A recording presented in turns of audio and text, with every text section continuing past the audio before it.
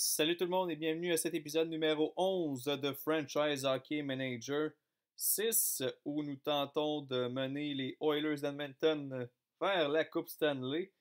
J'ai simulé quelques rencontres avant le début de l'épisode et nous avons fait de bonnes figures. On est rendu maintenant avec une fiche de 6 victoires, 3 défaites et une en bris d'égalité. Donc pour vous montrer où est-ce qu'on est rendu présentement au classement, eh bien on est au cœur de la course. Là, on est juste ici, la dernière position pour les wildcards et les séries éliminatoires. Donc, on est vraiment là, dans la course présentement. Sinon, si on regarde au niveau des pointeurs de notre équipe, en attendant, Stat Offense, il est présentement notre meilleur pointeur, c'est Connor McDavid avec 14 points en 10 matchs. Nugent Hopkins suit au deuxième rang avec 12 en 10. Draisaitl, 11 en 10. On a Yamamoto, 8 en 10. Du côté de nos recrues, il y a Barabanov là, qui a 5 en 10. Pas si pire. Holtz, seulement 2 points en 10 matchs. Marody, 1 en 10. Donc, nos recrues là, sont pas, ils n'ont pas un gros impact présentement. Mais de l'autre côté, c'est pas tant grave. Là. On est quand même là, en bonne position présentement au classement. Reste à voir maintenant si on va réussir à maintenir cette séquence-là. Je pense qu'on a 2 ou 3 victoires de suite. Je vais juste aller vérifier pour être certain. Présentement, on a une séquence de 3 victoires de suite. Donc, ce serait plaisant de pouvoir poursuivre ça. Et on va simuler cette journée-là, parce qu'il n'y a pas de match. Le prochain match, ça sera contre les Red Wings de Détroit. Donc, ce sera contre eux qu'on va commencer cet épisode-là. Eux, les Red Wings qui sont bons derniers présentement. Donc, en principe, c'est un match qui serait facile, mais il n'y a jamais de match facile vraiment là-dedans. Bon, ça, c'est pas pertinent. On va regarder notre alignement avant d'aller dans la rencontre. Tout est pas mal beau, il n'y a pas de joueurs qui sont brûlés. Fait qu'on va y aller comme ça. Match contre les Red Wings. En plus, c'est à domicile. Donc, vraiment, là, on n'a pas vraiment de raison de perdre ce match-là. Et c'est Calvin Pickard qui va faire face à Braden Holtby. Donc, bon match au Rogers Place à Edmonton. Et Adam Larson qui écope une pénalité dès le départ pour avoir causé de l'obstruction. Donc, le Piqué qui est déjà là sollicité en début de match.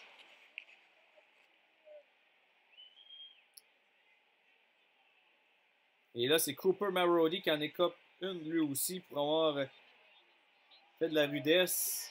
Donc, un peu d'indiscipline dans le début de match pour notre équipe.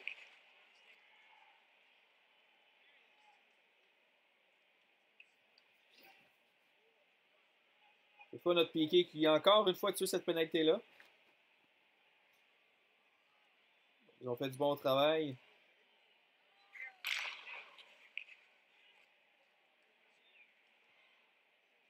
La rondelle qui est dans le territoire des Wings, mais c'est eux qui la contrôlent. Là, ça se transporte finalement dans notre territoire. Les Wings qui ont déjà 11 tirs au but. C'est sûr qu'ils ont eu 2 avantages numériques. Ça aide un peu. Il va falloir qu'on passe en mode attaque à notre tour.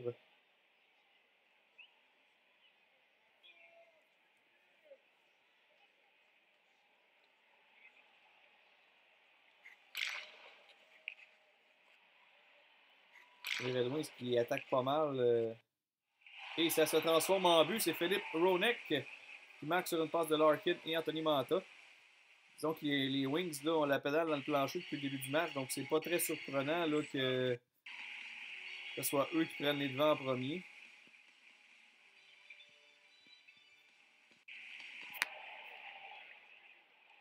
Savoir comment l'équipe va rebondir de ça maintenant.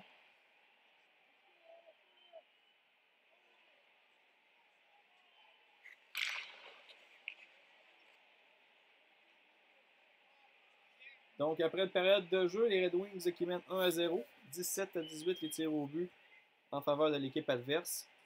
Larson, match très difficile présentement. Nugent Hopkins aussi, c'est pas fameux. Barabanov non plus. Donc, plusieurs joueurs là, qui en arrachent.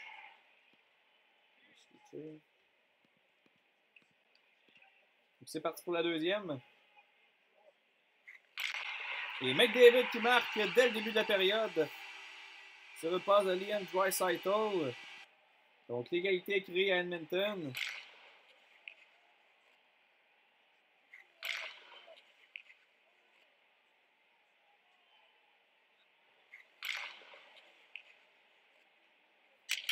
Oh, on a frappé le poteau et compte! Draisaitl qui marque sur une passe de Adam Larson et de Tyler Yamamoto. On prend les devants 2-1. Solide.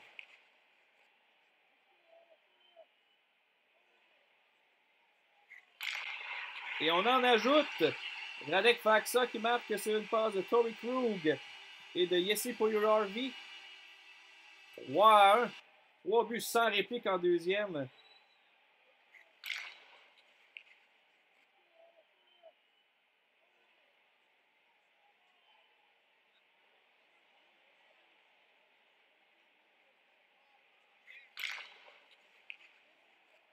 Les Wings, par contre, qui continuent d'attaquer.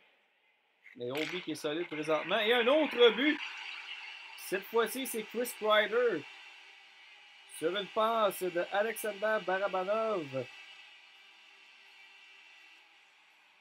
Grosse période. Et tout ça sur 12 tirs seulement. Donc, vraiment de mauvaise sortie pour Pickard.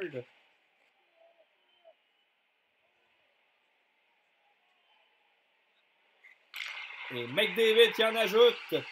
5-1. Tyler Yamamoto qui obtient une passe. Est-ce que les Red Wings vont changer leur gardien de but? Non. Il laisse encore Pickard devant le filet malgré cette performance horrible. Et Barabanov qui en ajoute. Chris Kreider et Ryan O'Hopkins qui obtiennent les passes. Le calvaire se poursuit pour Calvin Pickard et on le laisse devant le filet encore du côté des Red Wings. Quel manque de respect envers le gardien de but. Grosse période.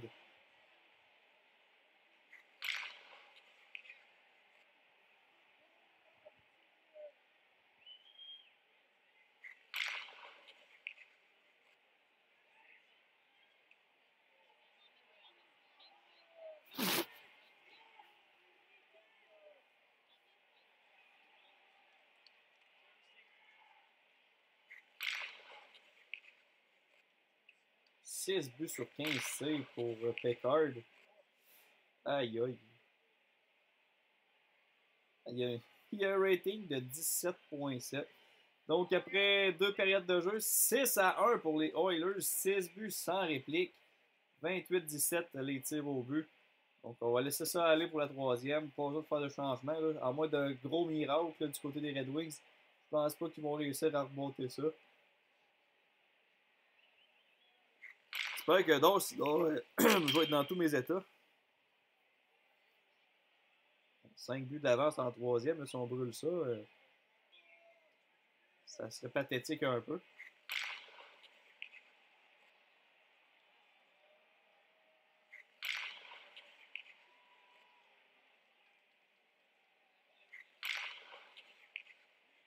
C'est pas les Red Wings qui abandonnent pas, là, ils bourdonnent depuis tantôt dans notre territoire et finalement ça rapporte.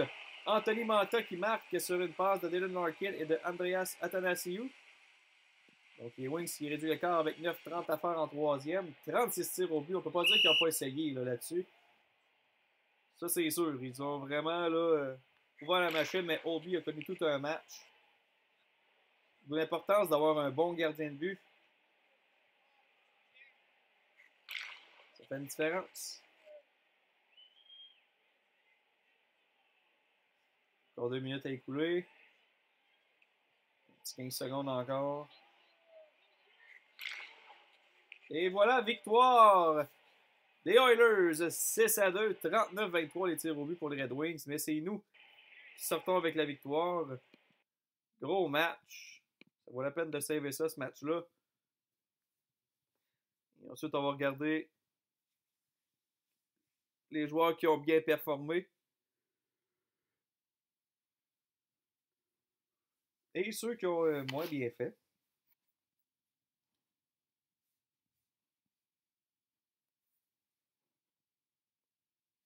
Parmi les joueurs qui ont connu, ici Nugent Hopkins a fini le match avec une passe, mais 41 en défensive. Il y a beaucoup de joueurs en défensive que ça n'a pas bien été. Il y a Nurse que ça a très bien été, lui par exemple, le 100.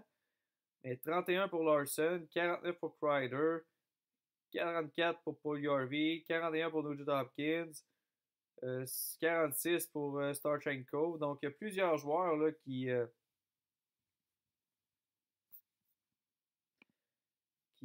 n'ont pas bien joué défensivement. Mais c'est pas grave. On a obtenu la victoire, c'est tout ce qui compte. Et là, on est présentement au 3e rang dans les wildcards, à 5 points de la première place avec 2 matchs en main sur les Flames. Eric Comrie qui a été claimé sur les waivers.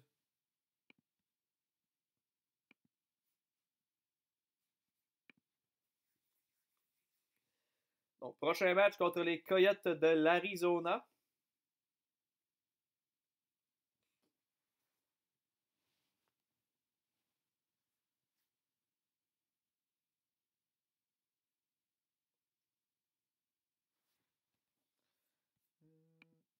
Ça, c'est pas pertinent non plus.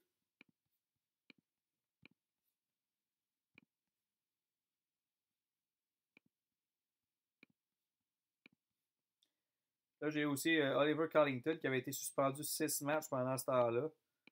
Donc là, en raison du plafond salarial, il faut que je joue au yo-yo avec mes joueurs parce que j'ai pas assez de place vraiment salariale pour garder Samourouka. Mettons dans l'alignement, il faut tout le temps que. Oups, il ne faudrait pas que je le mette là. Il faut tout le temps que je l'envoie en bas et que je le remonte en haut. Là, tantôt j'ai oublié de le remonter. Fait qu'on a joué à 5 défenseurs. Mais sinon, ouais, ça, le plafond salarial, c'est un petit peu talent. Il va falloir que. J'aurais pas le choix de faire une transaction éventuellement pour libérer de la place parce que là, ça n'a pas de sens. Là. Donc, prochain match contre les Coyotes de l'Arizona. Obi est encore à 100%. On va laisser devant le filet. Il est en feu ces temps-ci. Donc, en quête d'une 5e victoire de suite en Arizona, c'est Robin Lehner qui va faire face à Braden Obi. C'est parti. Bon match. Il y a ici Paul Harvey qui écope d'une pénalité en partant. Donc, on garde la même thématique que le match précédent. On prend des pénalités en début de match, mais le désavantage numérique qui fait le travail. On a frappé le poteau là, du côté des Coyotes.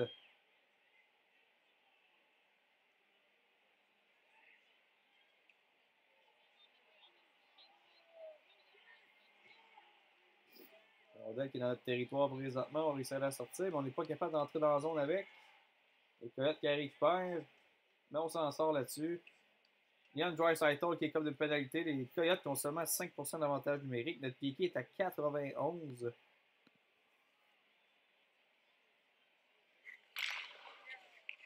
Les Coyotes qui bournotent dans notre territoire.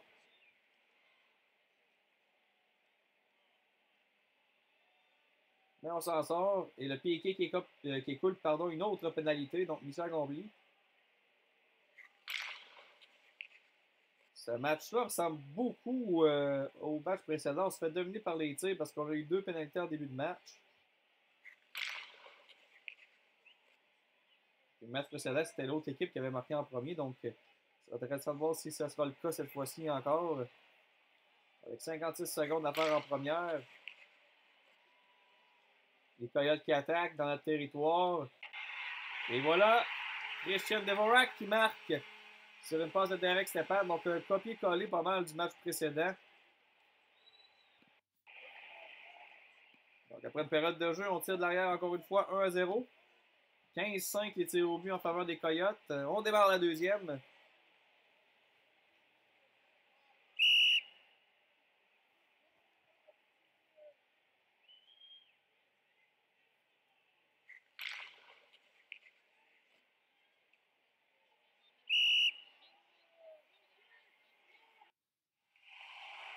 Et on marque Roman Starchenko sur une passe de Adam Larson et de Radek Faksa. Donc, on crée l'égalité à nouveau. Vraiment un match copié-collé du match précédent. Il reste juste qu'on en marque 4 autres dans cette période-là, puis ça va être pareil.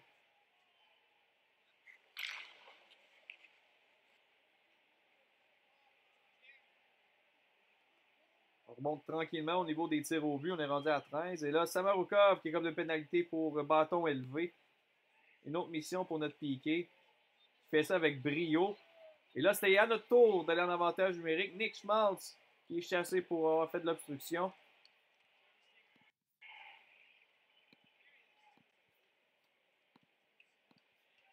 Voyons voir si on sera en mesure de prendre les devants avec cette pénalité-là. Il a fait l'arrêt. Le retour est Holtz qui marque. Alexander Holtz. Je ne sais pas si c'est son premier but en carrière dans la LNH. Ça vaut la peine d'aller vérifier ça. Alexander Holtz.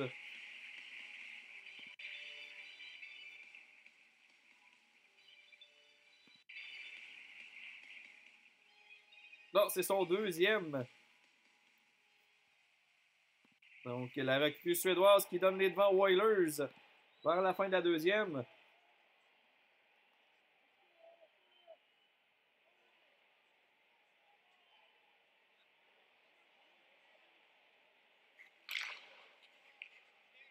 On abandonne dans le territoire avec 7 secondes à faire.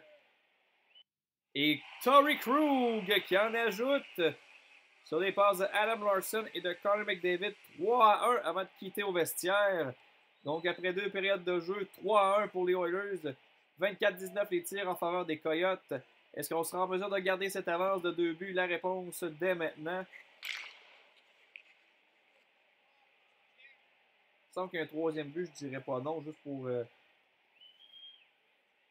3 buts d'écart, ça se prendrait bien en troisième. Et là, Eric O'Dell et Collar Yamamoto qui ont jeté les gants.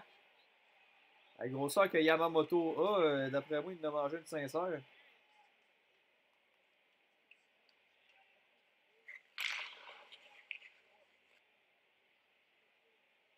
Le rondelle qui est dans notre territoire. On réussit à la sortir, mais aussitôt les Coyotes qui récupèrent. On est dans le territoire maintenant des Coyotes. Pas la rondelle qui sort aussitôt. Pas de dégâts là-dessus.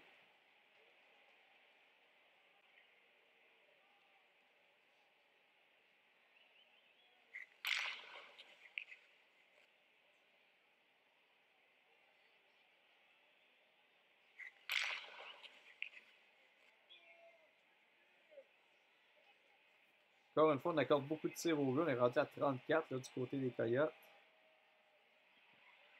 2 bons départs là, de Braden Oldby. Pas sûr qu'on aurait eu ces performances-là si on avait eu encore Smith et Koskinen devant le filet. Moi, ça serait rendu 8-1 pour les Coyotes.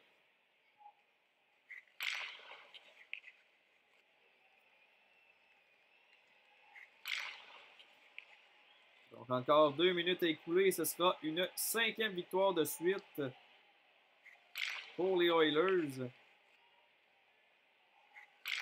Et McDavid qui complète dans un filet désert sur une passe de Draisaitl. Ce qui vient mettre fin là, officiellement au match. Donc, une autre victoire des Oilers. 4-1 sur les Coyotes. Là, on commence à avoir un club qui a de l'allure.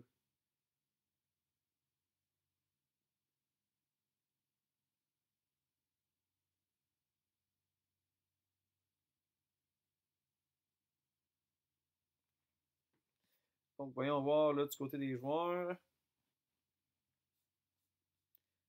C'est beaucoup mieux défensivement. À part ici, là, Karo Yamamoto. Sinon, c'est pas mal tout en haut de 50. C'est pas extraordinaire, mais c'est pas catastrophique là, au moins.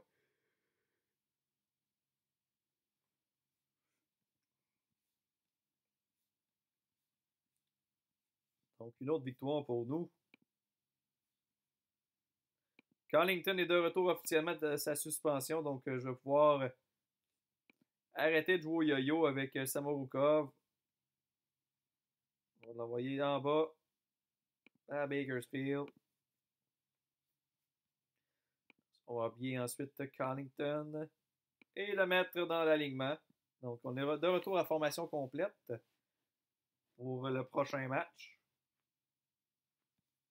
Ça, on va dress.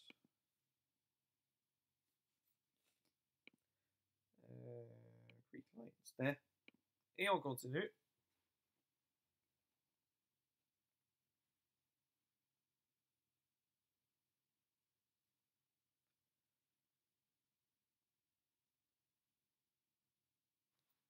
Donc, on est rendu au deuxième rang maintenant de la Pacifique. Très bonne nouvelle. Très bonne nouvelle. Prochain match, justement, contre les Flames. Eux qui sont au premier rang. Donc, très gros match. Un match de rival en plus. Ce serait le fun d'aller chercher ça. On est de retour au troisième en raison de la victoire des Sharks, mais ils ont deux matchs en main. On a plutôt deux matchs en main sur eux. Donc, on est en bonne position présentement. Et là, ce match-là contre les Flames, c'est un gros match à remporter. On pourrait se rapprocher à quelques points. Ah ouais, Hugo NFL qui est rendu dans la dub. Eh bien. Donc, deux matchs en deux soirs. Donc, c'est sans surprise que je vais mettre Oldby devant le filet pour le match contre les Flames. Puis, je vais mettre Sorokin contre les Golden Knights. Pas de changement à l'alignement.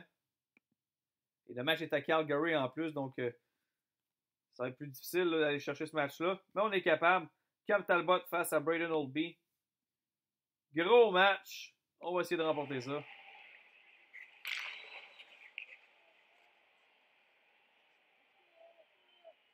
Dès le départ, les Flames qui ont bourdonné, mais pas de dégâts.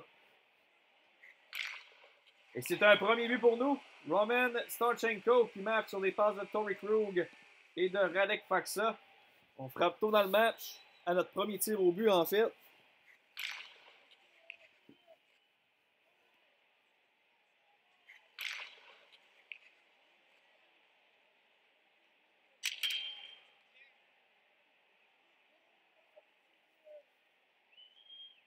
La pénalité à Tomáš Zorna du côté des Flames. Donc, avantage numérique pour nous. Occasion de creuser l'écart.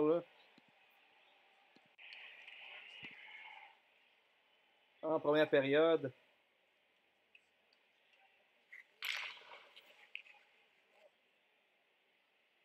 Malheureusement, on n'est pas en mesure de le faire. Donc, toujours 1-0.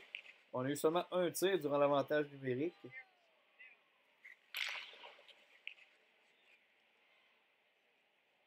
Et les Flames qui créent l'égalité. Marcus Lutivara sur des passes de Dylan Dubé et de Youssouf Valimaki. Donc, de retour à la case départ.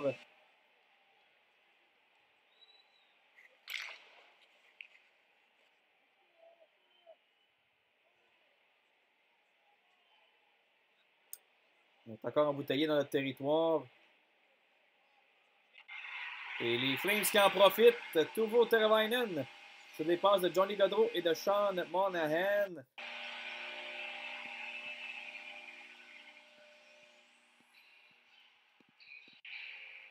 Donc 2-1 les Flames à la mi-chemin de la première période.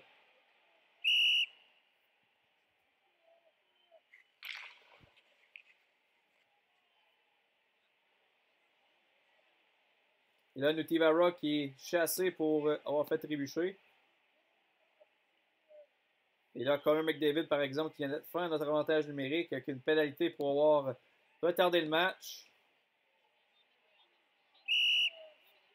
On se fait dominer présentement 11-4 d'un tir au but en première.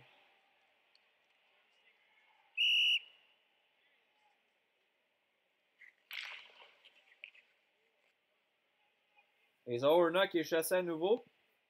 Donc, autre occasion.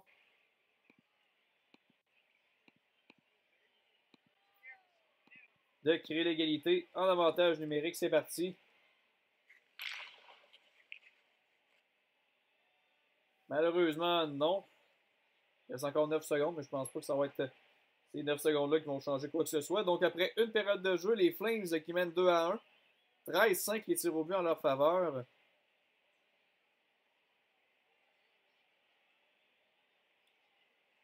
Ça va prendre une plus grosse performance de notre équipe en deuxième. Au moins, on est encore dans le match. Encore une fois, les Flames là, qui attaquent dans notre zone. Mais Oldby qui résiste.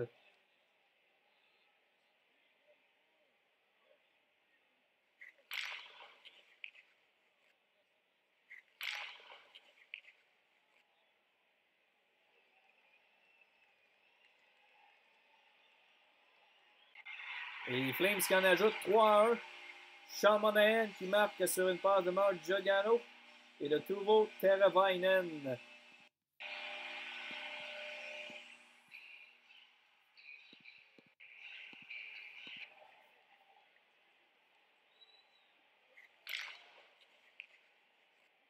Les Flames qui à nouveau à l'attaque présentement. Là, c'est finalement nous qui réussissons à entrer dans la zone, mais la séquence n'a pas duré longtemps.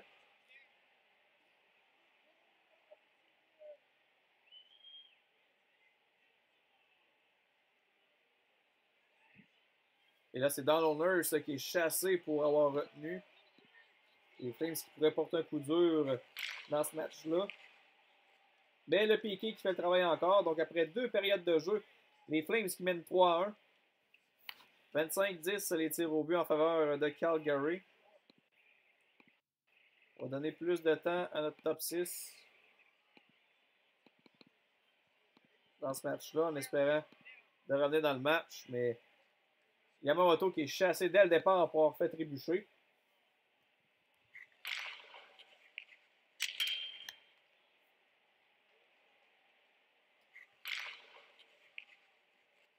Et là, c'est Sean Monahan qui est chassé. Donc, un court avantage numérique pour nous. Mais, on n'est pas en mesure d'en profiter.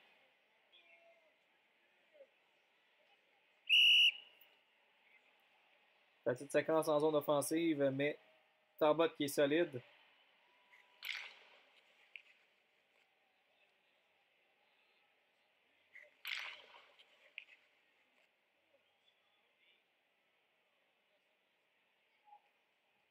Notre attaque qui n'est pas très menaçante présentement.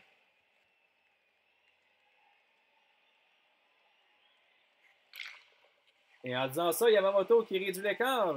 3-2 sur des passes de Draisaitl et McDavid. On est encore dans le match. Le temps s'écoule toutefois.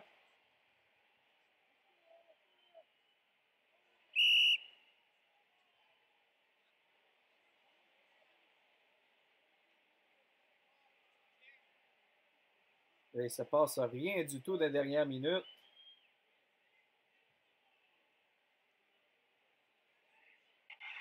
Et là, les Flames qui portent le coup d'assommoir. Giordano sur des passes de Gaudreau et Brody. Donc, le match est pas mal dans le sac là, pour les Flames. Et voilà.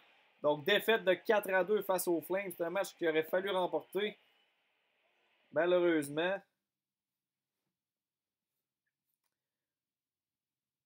Et là, c'est difficile pour Kreider. Bouchard aussi. Larson aussi. Erickson aussi. Starchenko aussi. Donc, défensivement, là, ça a été horrible. Barabanov et Yamamoto aussi. Plusieurs joueurs dans les 40. Il faudra peut-être changer la stratégie défensivement parce que plusieurs joueurs là, qui en arrachent.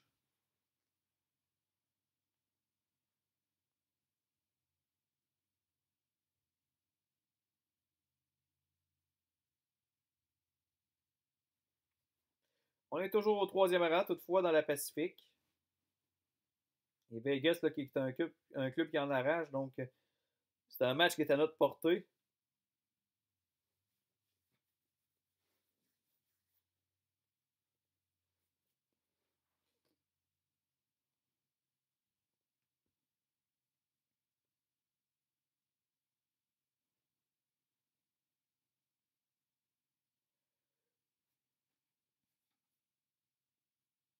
Oh, on va avoir un mot de notre propriétaire. Devrait être satisfait. On a connu une bonne séquence là, récemment. Séquence de 5 victoires. Donc, il n'y a pas intérêt à chialer. Oh, les Canadiens qui ont signé Mathieu à long terme. 2 ans, 7,880 000 boys. OK. Les Flyers qui ont signé un joueur et tout. Donc, notre propriétaire qui dit que cette saison est très prometteuse. L'équipe joue mieux qu'anticipé. Performance dans les 10 dans le dernier mois. 8-3-1, qui est très bon. Donc, Klatz is very happy. Bon, on n'est pas dans le trouble. Vraiment pas dans le trouble. Et notre objectif, c'est de rebuilder. C'est même pas de faire les séries. Mais, ouh. On est juste à 54. Pourtant, on a bien starté ça. Je comprends pas. Ah, c'est parce qu'on devait être tellement bas au départ que. Après moi, ça doit être. Ah, c'est ça, on a starté à 41. Donc, en réalité, on a monté quand même pas mal. Faire des changements. Sorokin devant le filet pour ce match-là. Donc, prochain match contre les Golden Knights. À Vegas. Fleury face à Sorokin. Bon match au T-Mobile Arena. Déjà 2 tirs là, pour nous en ce début de match. Et là, on attaque encore, mais Fleury qui est solide.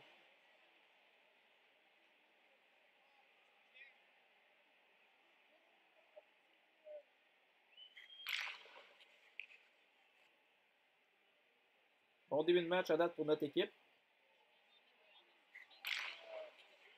Fleury qui arrête tout.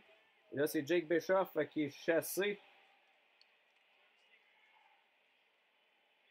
pour avoir retenu. Donc, avantage numérique pour nous.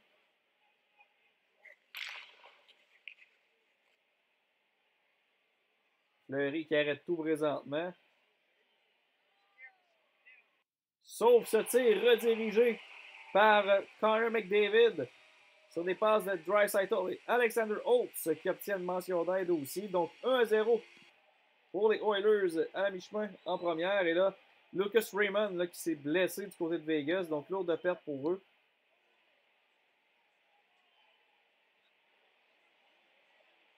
Et là, c'est Connington qui lui se blesse aussi de notre côté. Bien sûr à la main.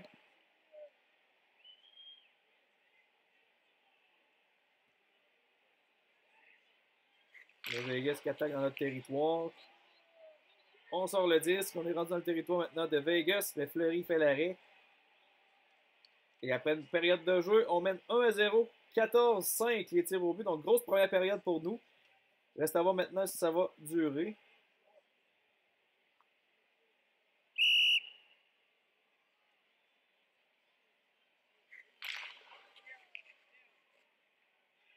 Et là, on bourdonne dans le territoire.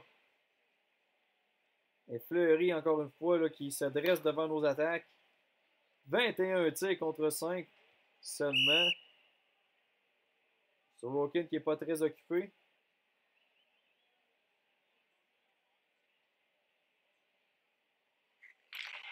Et Golden Knights qui réplique à leur 7e tir.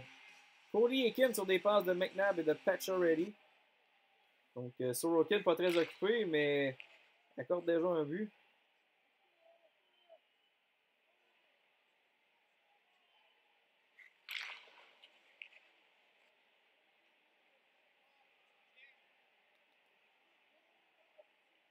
Là, Vegas qui attaque dans notre territoire. Touche le poteau. Et on s'en sort.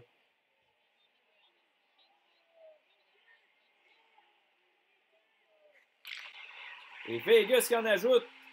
Eakin son deuxième du match sur des passes de Tuck et de Pacioretty. C'est triste un peu qu'on domine autant et qu'on tire de l'arrière.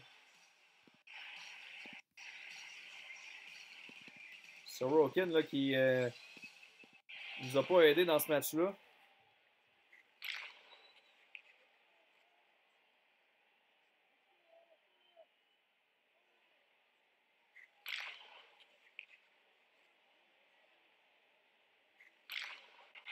Et encore une fois, Vegas qui marque. Carlson sur des passes de Marchessault et de Nate Schmidt. Vraiment pas un bon départ pour Sorokin. Il nous aide pas du tout dans ce match-là.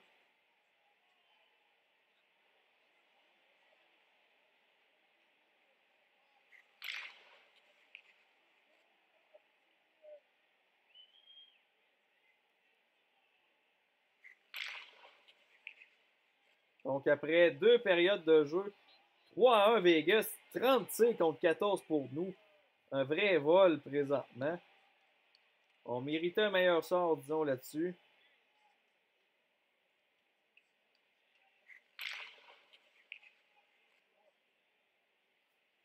Là, Kreider qui est chassé pour avoir fait de l'obstruction. Et Vegas qui en profite aussitôt. Marchessault sur des passes de Jimmy Schultz et de Mark Stone. Donc, un match à oublier là, pour nous, malgré le fait qu'on jouait très bien.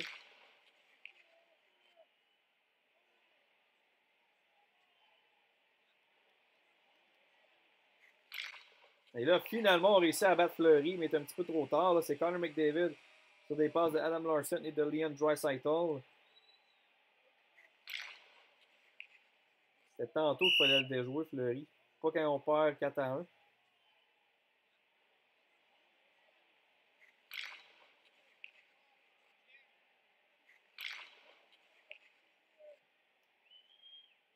Le Draisaitl qui est chassé.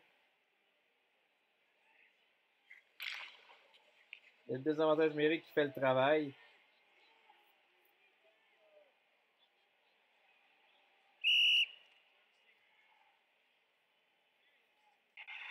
Et Vegas qui en ajoute.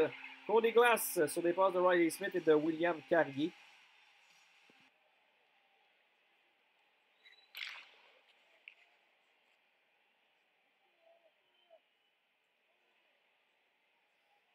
Donc, triste défaite de 5-2.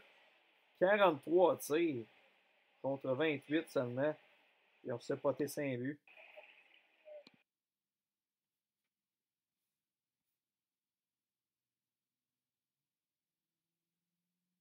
36 Barabanov en défensive.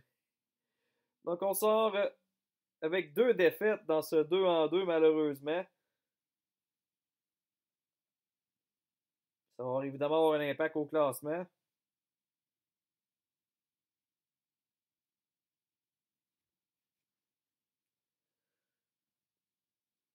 On demeure 3e pour là.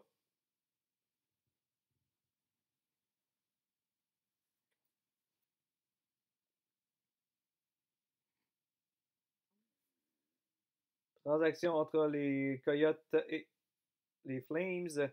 Hjalmarsson face à Jonathan Lemieux, qui est le gardien des Foreurs de Val-d'Or. D'accord. Bon, on va aller voir si Carlington est blessé. Oui. Fait qu'on va le placer sur la liste des blessés pour pouvoir rappeler quelqu'un à sa place. Et ce quelqu'un sera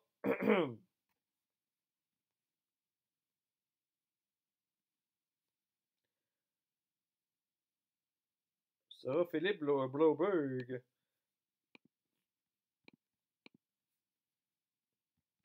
On a un petit peu de temps de. Oh, comment ça, 28, es-tu blessé lui avec? Ah, il est blessé lui avec. Damn. Pas pu me le dire, maudit, qu'il était blessé. Donc, ça sera pas Broberg. Ça sera Eden Bear. Oh, il est-tu correct, Eden Bear, là? Il est correct. En plus, il est droitier, fait qu'il va fitter à la bonne place. Hein? Bon, là, je veux juste regarder de quoi de côté des tactiques, là, parce que. Défensivement, là, ça fait plusieurs fois qu'on a des mauvaises cotes, là.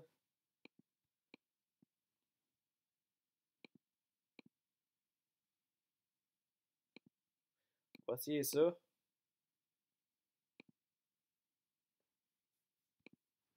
Faudrait que je mette à jour les cotes et les stratégies. On va essayer ça pour là. On va jouer un dernier match. Ensuite, ce sera la fin de l'épisode. Puis je vais regarder pour ajuster les stratégies vraiment avec les cotes.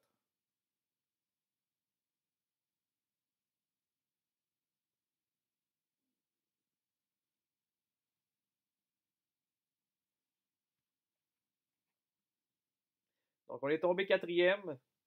Mais on est dans les wildcards, donc pas alarmant. Mais là, il faut mettre fin à cette séquence de 2 défaites. Si on veut espérer là, se maintenir dans le classement. Présentement, les Wings sont la pire équipe encore. Et les Flames qui sont la meilleure équipe de la ligue.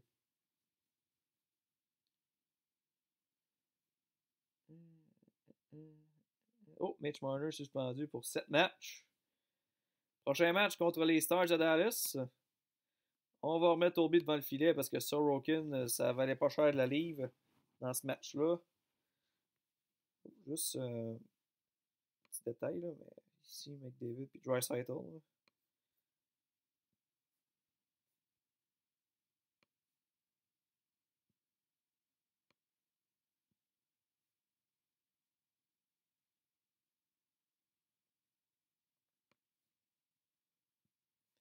Donc, on serait prêt à jouer ce match-là contre les Stars.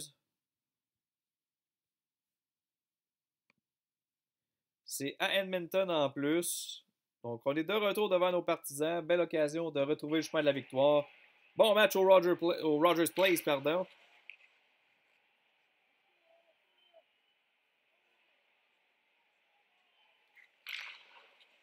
On est dans le territoire des Stars, mais Bishop qui fait les arrêts.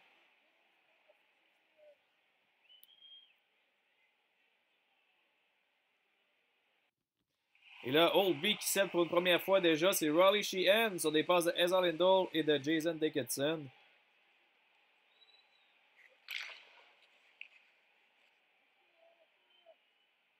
Donc déjà, les Stars qui prennent les devants 1-0 dans ce match-là.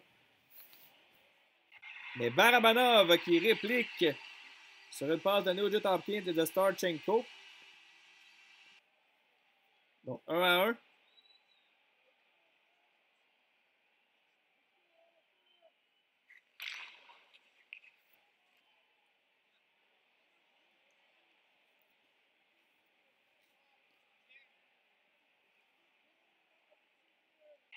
Et Bishop qui cède pour une deuxième fois. Cette fois-ci, c'est Radek Faksa, l'ancien des Stars, qui marque sur une passe de Starchenko et de Puljujärvi. Donc 2-1 pour nous.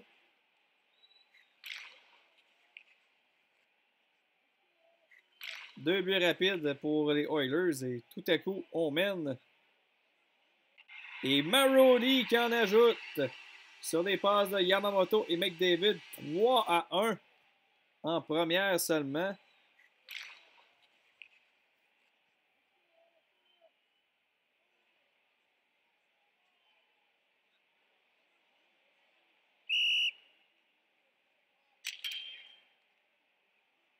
Et on a frappé le poteau.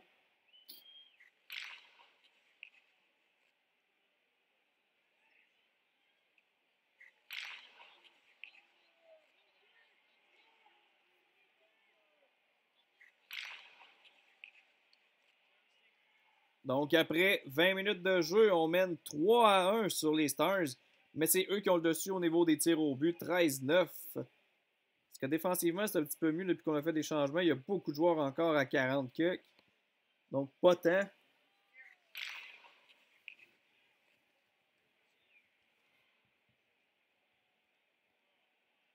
Et là, on attaque encore dans le territoire des Stars, mais pas de dégâts pour eux.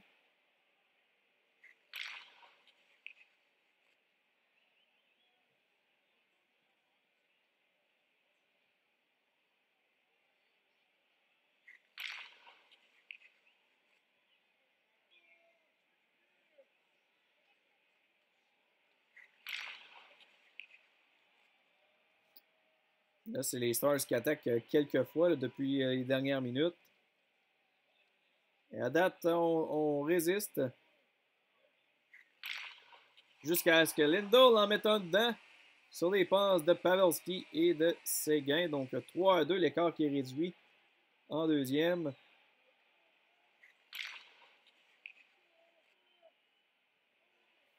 Le Klingberg qui est chassé pour avoir donné de la bande. Avantage numérique pour nous.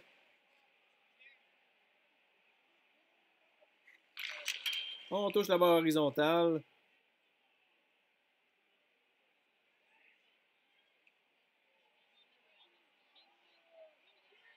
Et la pénalité qui a été écoulée.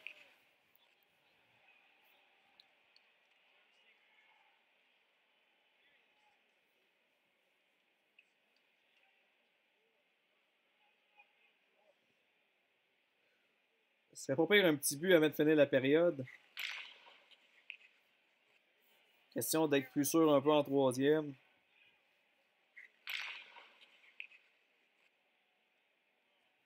Mais on bourdonne au moins, c'est bon signe. On a plusieurs séquences à l'attaque.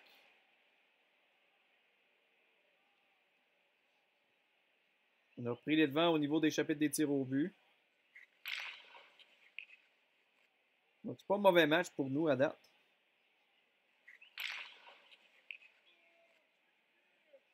Ça va dépendre un peu de Oldby s'il va rester solide ou pas. Donc après 2 périodes de jeu, 3-2 pour les Oilers. 25-20 les tirs au but. Là, ça se repose pas mal sur l'homme juste ici. Braden Oldby. S'il va tenter ça de garder notre avance. Faut dire que l'attaque aussi de. Ça serait pas pire qu'il en mette un de plus là, pour donner un plus de coussin au gardien, mais. Demandez et recevez. Radek Faksa qui marque sur des passes de Roman Starchenko et de Jesse Puljujärvi. Donc 4-2. Un petit coussin pour Braden Oldby.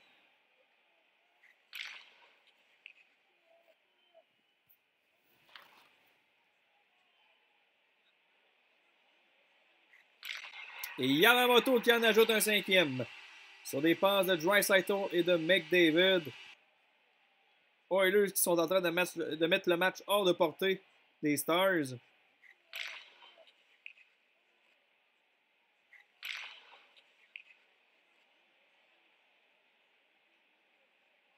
Et là, c'est Klingberg qui est chassé pour avoir fait de l'obstruction.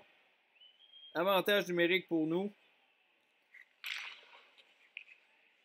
Toutefois, la pénalité qui a été coulée par les Stars. Mais c'est pas grave, au moins on mène 5-2 à mi-chemin de la troisième.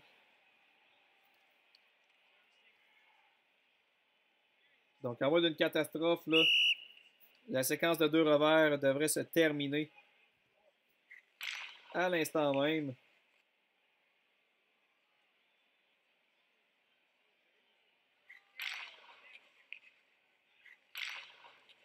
Oldby qui est solide présentement.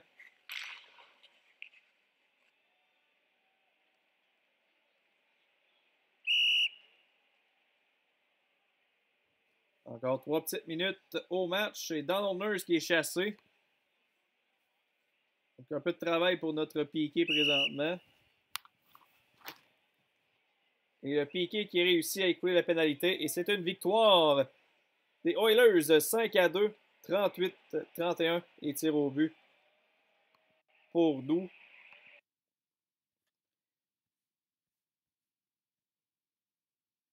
Donc, il y a encore Nurse, là, que ça n'a vraiment pas bien été défensivement. Larson, Eriksson, Marody, Barabanov et Yamamoto. Donc, il va falloir vraiment que je regarde les stratégies entre les deux épisodes. Draisaitl qui a une séquence de 8 passes. En fait, 8 matchs avec au moins une passe. Donc, ça va bien pour le petit Leon. On est rendu avec une fiche de 9 victoires, 5 défaites et 1 en bris d'égalité. De retour au 3e rang. On a moins de matchs de jouer que les autres clubs au-dessus de nous. Et même ceux-là qui nous suivent de près. Donc, on est vraiment en bonne position. Juste regarder maintenant les stats offensives de nos joueurs présentement. McDavid qui est rendu à 23 points en 15. Draisaitl, 19 en 15. Nugent Hopkins, 14 en 15. Yamamoto, qui est rendu à 13 en 15, qui est bon. Sinon, j'aime bien la part de nos deux petits Russes qu'on a amenés. Barabanov, qui a 8 points en 15 matchs pour une recrue, entre guillemets, c'est quand même très bon. Et Starchenko, qui lui, il est plus ukrainien, là, mais quand même. 6 points en 15 matchs. Donc, on a un petit peu plus d'apport offensif là, un peu partout dans l'alignement. C'est sûr qu'on a toujours les têtes d'affiche qui dominent. Là. Mais on a quand même Kreider qui est 8 en 14. On a Faxa qui est 8 en 15. Paul Harvey 8 en 15. Quelques joueurs là, qui amènent leur grain de sel offensivement. Donc, nous, ça va se terminer là-dessus pour cet épisode-là. Merci encore une fois d'avoir suivi cet épisode de Franchise Hockey Manager 6. On se retrouve demain avec un autre épisode en espérant que l'équipe fera toujours bonne figure lorsque je vais simuler quelques rencontres. Ciao!